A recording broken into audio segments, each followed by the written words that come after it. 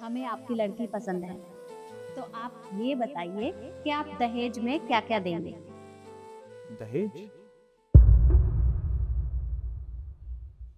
आप कैसी बात कर रहे हो? हम लोग दहेज नहीं दे सकते।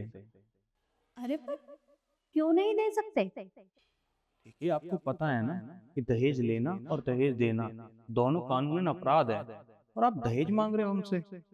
अरे मैंने अपने बेटे को पढ़ाया लिखाया, इस काबिल बनाया कि आज मेरा बेटा सरकारी नौकरी करता है।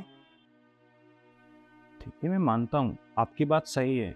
आपका बेटा सरकारी नौकरी करता है, आपने अपने बेटे को पढ़ाया लिखाया, पर आप हमारी बहन की तरफ भी तो देखो ना।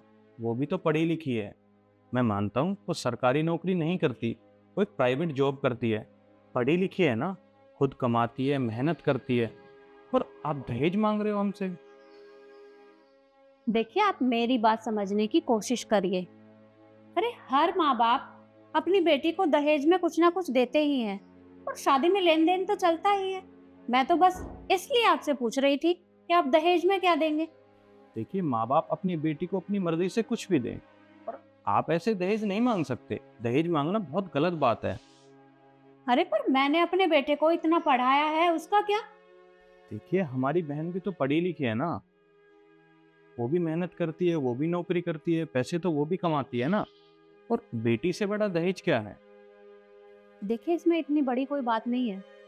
वो तो बस मैं आपसे ऐसे ही पूछ रही थी, क्योंकि हर माँ बाप अपनी लड़की को कुछ ना कुछ देते हैं। ठीक है, अगर आप दहेज नहीं देना चाहते तो हमें कोई दिक्कत नहीं है, पर मेरी भी एक शर्त है। शर्त?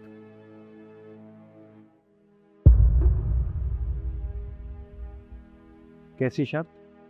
वो ये कि जिस तरह से आप दहेज नहीं देना चाहते, तो उसी तरह अब हम इन बच्चों का रिश्ता कर रहे हैं।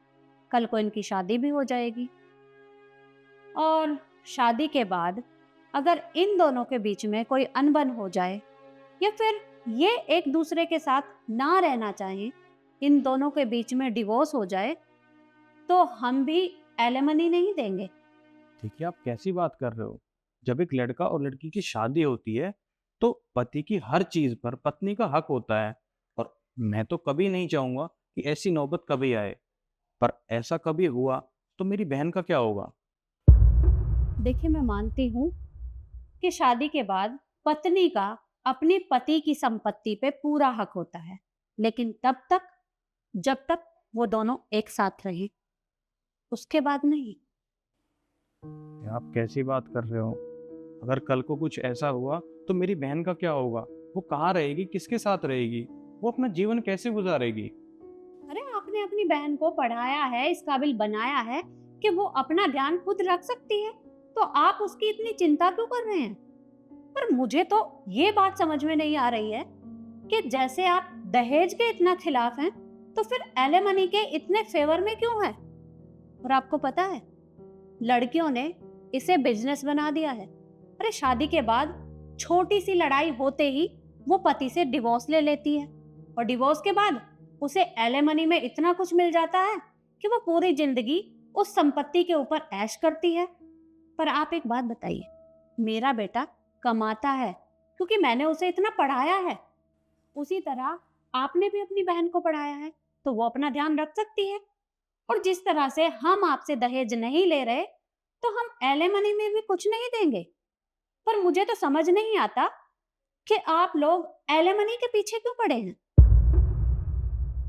देखिए, अगर आप मेरी शर्त मानते हैं तो ही ये रिश्ता आगे बढ़ेगा, वरना नहीं।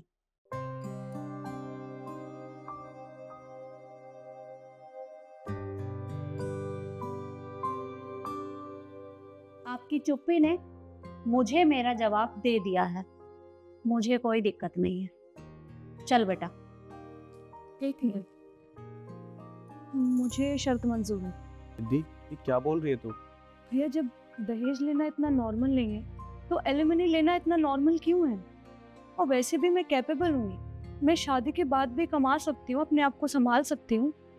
वैसे भी 1% हमारे बीच कुछ अनबन हो भी जाती है और हम शादी के बाद अलग हो भी जाते हैं, तो मैं अपने आप को संभाल लूंगी रिया, इसमें एलिमनी का कोई रोल नहीं है।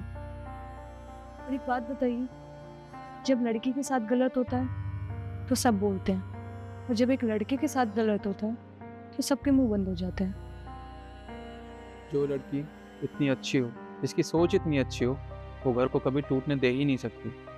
हाँ, मुझे रिद्धि बहुत पसंद है और मैं इससे ही शादी करना चाहता हूँ। तो ठीक है, अगर लड़का लड़की दोनों तैयार हैं तो मुझे भी कोई दिक्कत नहीं है। देखिए, मेरी बहन भी पढ़ी लिखी है, वो समझदार है, और उसने अगर कोई फैसला लिया है तो मैं उसके फैसले के साथ हूँ। हमें भी ये रिश्ता मंजूर है। तो फिर ठीक है, देरी किस बात की, मुंह मीठा कराओ। जी बिल्कुल। रिद्धि, मैं पंडित जी को बुलाकर एक अच्छा सा मुहूर्त निकलवा लेती हूँ। जी बिल्कुल।